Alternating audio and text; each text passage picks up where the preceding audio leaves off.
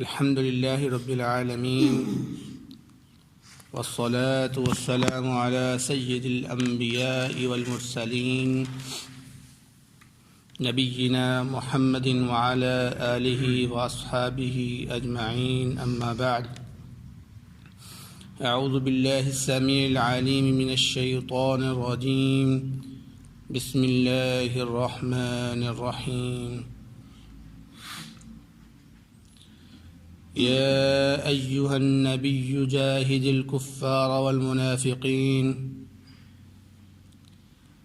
اے نبی آپ جہاد کریں کفار اور منافقین کے لیے.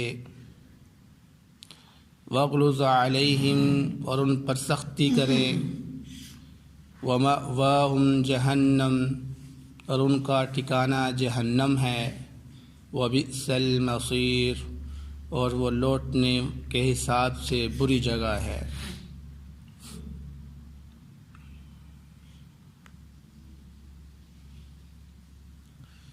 سورۃ التوبہ کی آیت نمبر 73 آپ کے سامنے تلاوت کی گئی ہے.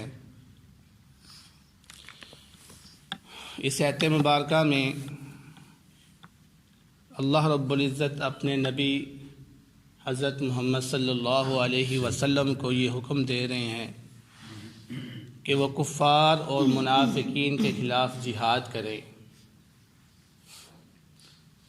اب جیسا کہ آپ کو معلوم ہے کہ نبی کریم صلی اللہ علیہ وسلم جب مکہ سے مدینہ ہجرت کر کے آئے تو مدینہ میں آپ کا واسطہ منافقین سے پڑا تھا. یعنی جو نفاق اسلام کے اندر جو شروع ہوا وہ مدینہ سے شروع ہوا. تو نبی پاک صلی اللہ علیہ وسلم کو اگرچہ اللہ تعالیٰ نے وحی کے ذریعے بتا دیا تھا کہ یہ لوگ آپ کے ساتھ منافق ہیں، اس کے باوجود آپ صلی اللہ علیہ وسلم نے ان منافقین کے اوپر کبھی سختی نہیں کی، بلکہ ان کے ساتھ معاملہ ہمیشہ نرمی والا اختیار کیا. نرمی کرتے کرتے ایک حد جب پہنچ گئی تو بالآخر اللہ رب العزت نے ان کے لیے سختی کا حکم نازل کر دیا. اب چونکہ عرب کے اندر سے یہ جنگوں کا سلسلہ ختم ہو چکا ہوا تھا، کفار کی کمر ٹوٹ گئی ہوئی تھی، تو لازمی تھا کہ ان منافقین کو بھی کچھ سبق سکھایا جائے، کیونکہ جب تک عرب کے اندر کفار موجود تھے ان منافقین کو سبق سکھانا تھوڑا مشکل تھا، کیونکہ کہیں لوگ ایسا نہ کہیں کہ محمد صلی اللہ علیہ وسلم اپنے ہی بندوں کو قتل کر دیتے. تو اس فتنے کے ڈر سے ہمیشہ نبی پاک صلی اللہ علیہ وسلم نے منافقین کے ساتھ نرم رویہ ہی رکھا تھا. اب جب کہ نبی کریم صلی اللہ علیہ وسلم نے غزوہ حنین کر لیا تھا اور جنگ تبوک کی تیاری کر رہے تھے تو اللہ رب العزت نے قرآن پاک کی اس آیت کو نازل کر دیا. اب یہاں پر قابل غور بات یہ ہے کہ اس صورت کے اندر شروع سے لے کر 72 نمبر آیت تک اللہ رب العزت نے نبی پاک صلی اللہ علیہ وسلم کو جہاں پر بھی خطاب فرمایا ہے وہ قتال کے نام پہ فرمایا ہے. قاتل الذین لا یؤمنون قاتل الیہود والنصارى قاتل المشرکین، کہ ان کو قتل کرو، ان کو قتل کرو، ان کو قتل کرو. لیکن اس آیت مبارکہ میں اللہ رب العزت نے نبی پاک صلی اللہ علیہ وسلم کو قتال کا حکم نہیں دیا، بلکہ کیا فرمایا؟ جاہدو، جہاد کرو. تو اب ہمیں یہ معلوم کرنے کی ضرورت ہے کہ جہاد اور قتال میں کیا فرق ہے. پیچھے قتال کے لفظ استعمال ہوئے، یہاں پر جہاد کا لفظ استعمال ہوا، تو جہاد کیا ہوتا ہے؟ جہاد کیا ہوتا ہے اور قتال کیا ہوتا ہے؟ ان دونوں کے معنی کی سمجھنے کی ضرورت ہے. تو جہاد جو ہوتا ہے، جہاد کا لغوی معنی کہتے ہیں جدوجہد کرنا، کوشش کرنا، اور جہاد کے تعریف میں کہتے ہیں کہ دین کی سر بلندی کے لیے آپ لوگوں نے لڑنا ہے، دین کی سر بلندی کے لیے لڑائی کرنا، یہ جہاد ہے۔ اور جہاد کی ایک تعریف یہ بھی کی گئی ہے کہ دین کی دعوت دینا، دین کی دعوت دینا یہ بھی جہاد ہے۔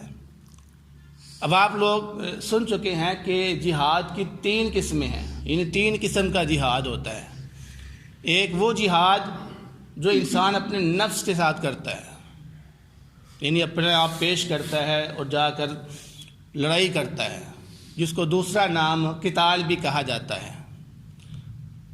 اور جہاد کی دوسری قسم جو ہے وہ جہاد بالقلم ہے، قلم کے ساتھ، علم کے ساتھ آپ جہاد کریں، جہاد کی فضیلت بیان کریں، اس کے رتبے بیان کریں، جہاد کی طرف لوگوں کو راغب کریں، لکھ لکھ کر مواد لوگوں کے اندر جذبہ پیدا کریں اس کے۔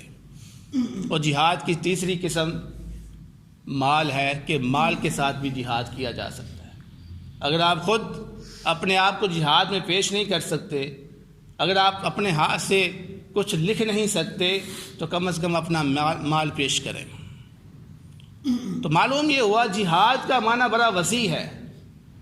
جہاد کے اندر قتال بھی آتا ہے اور جہاد کے اندر دعوت بھی آتی ہے، جبکہ اس کے بالمقابل جہاں پر اللہ رب العزت نے قتال لفظ بولا ہے تو قتال کے اندر صرف لڑائی ہے کہ لڑائی کرو بس، لیکن جہاد کے اندر صرف لڑائی نہیں ہے، جہاد کے اندر لڑائی بھی ہے اور دعوت بھی ہے۔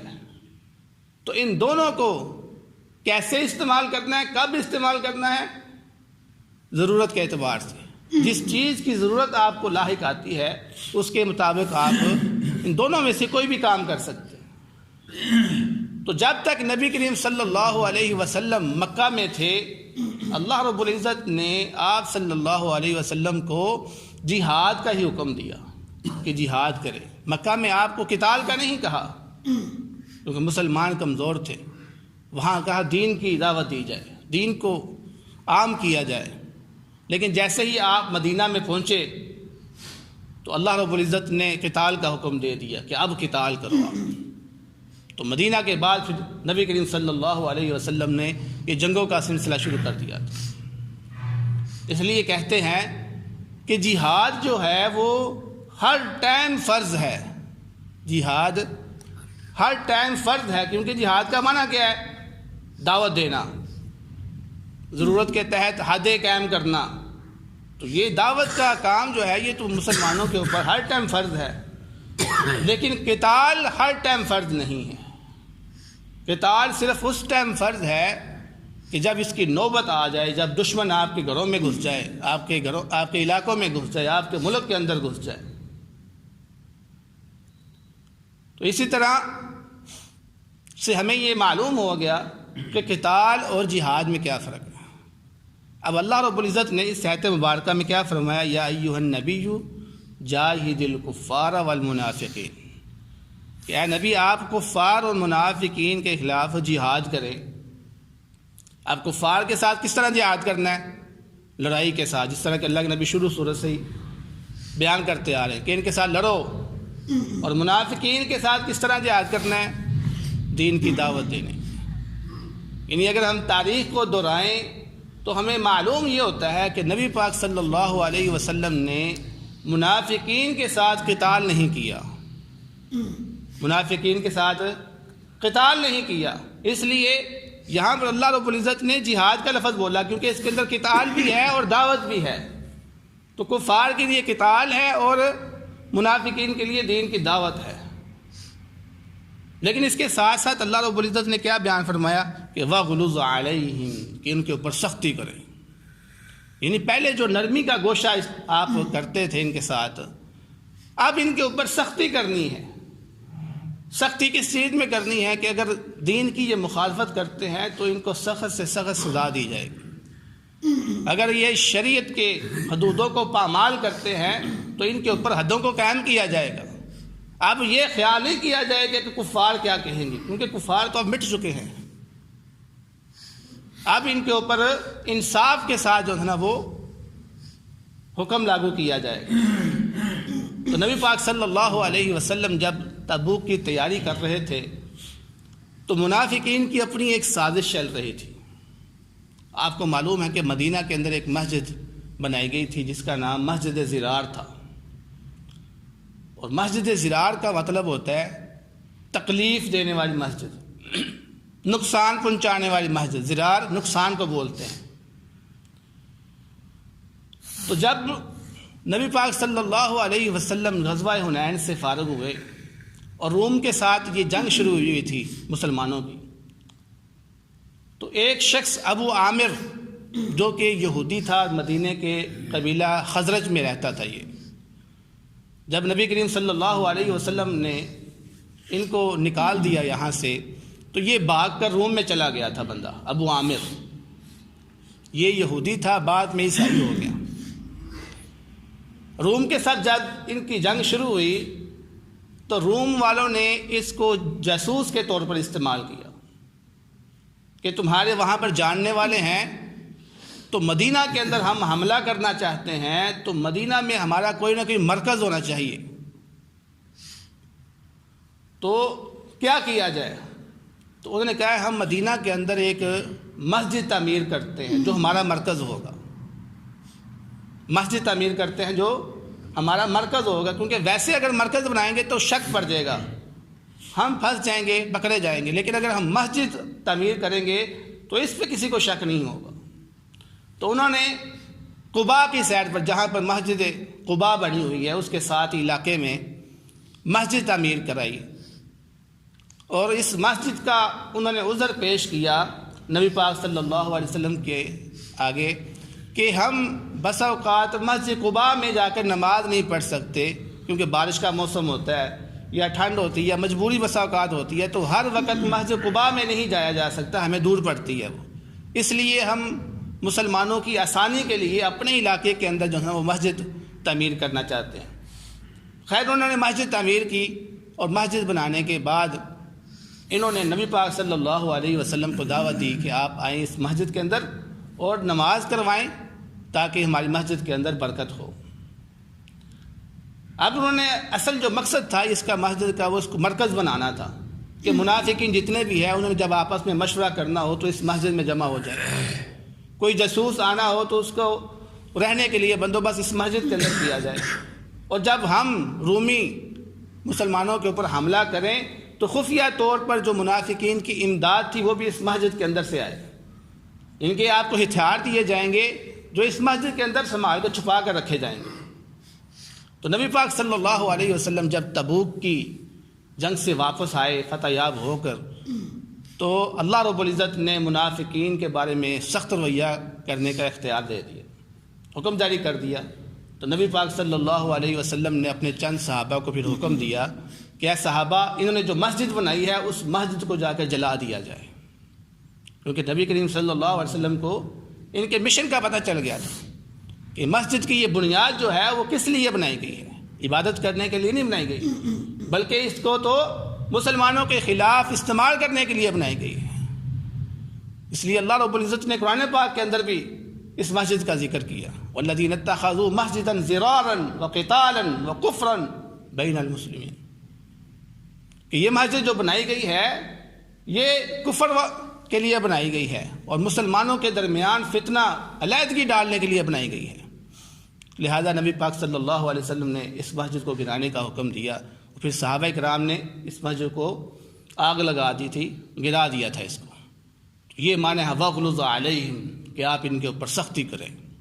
تو نبی پاک صلی اللہ علیہ وسلم نے ان کے اوپر پھر سختی کرنا شروع کر دی. تو آگے فرمایا وَمَأْوَاهُمْ جَهَنَّمْ، یعنی یہ جو معاملات ہیں سختی کے یہ تو دنیا کے اندر ہیں، لیکن آخرت میں ان کا انجام کیا ہے؟ فرمایا مأواہم جہنم، آخرت میں ان کا انجام جہنم ہے. ایسا کہ اللہ رب العزت نے ایک دوسرے مقام پر بھی فرمایا کہ ان المنافقین فی الدرک الاسفل من النار، جہنم کے سب سے نیچے والے طبقے میں منافقین کو سزا دی جائے گی. اور جہنم کا جو سب سے نیچے والا طبقہ ہے وہ سب سے سخت ہے، یعنی جہاں پر آگ کی زیادہ شدت ہوتی ہے اس جگہ پر ان منافقین کو پھینکا جائے گا، یہ آخرت کی سزا ہے۔ فرمایا وَبِئْسَ الْمَصِيرُ، اور یہ لوٹنے کے اعتبار سے بہت بری جگہ ہے۔ جہنم کوئی اچھی جگہ نہیں ہے، بری جگہ ہے، اس پہ سزا دی جاتی ہے، تکلیف دی جاتی ہے، جلا دیا جاتا ہے اس میں۔ اس لیے منافقین کے ساتھ سختی کریں، اور ہمیں یہاں سے سبق کیا ملتا ہے کہ ہم اپنے اندر اخلاص پیدا کریں، اپنے دلوں سے نفاق کو نکال دیں، کیونکہ نفاق کا جو انجام ہوتا ہے وہ بہت برا ہوتا ہے، نفاق کا انجام اچھا نہیں ہے۔ تو دعا ہے اللہ رب العزت سے جو سنا ہے اس پر عمل کرنے کی توفیق عطا فرمائے۔